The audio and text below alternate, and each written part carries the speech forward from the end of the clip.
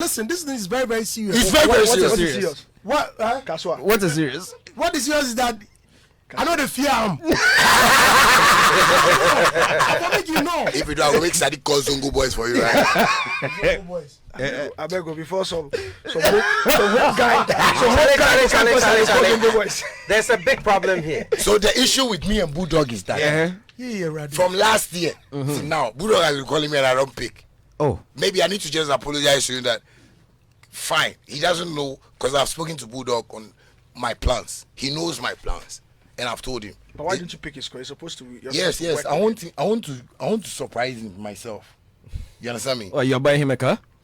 Not even a car. Me, I want to buy Bulldog houses. Not one. You see the way Sadiq is saying he's defending my thing and stuff. Like, yeah, Bulldog has been a manager that, every artist in Ghana would envy to get. You understand me? Because this be some guy even my brother. You understand me? Hey, my big brother. So basically, he worked hard for he's worked hard. You understand me? Where Bulldog has worked to and where he's gotten to. Sometimes, if you understand, say, the road when he catch sometime, if you stop, make some cars can pass. Yeah, otherwise, you go get accident. Bulldog has done his part, and now what I see that Bulldog can do, that is what I'm looking for, so I can bring him back home.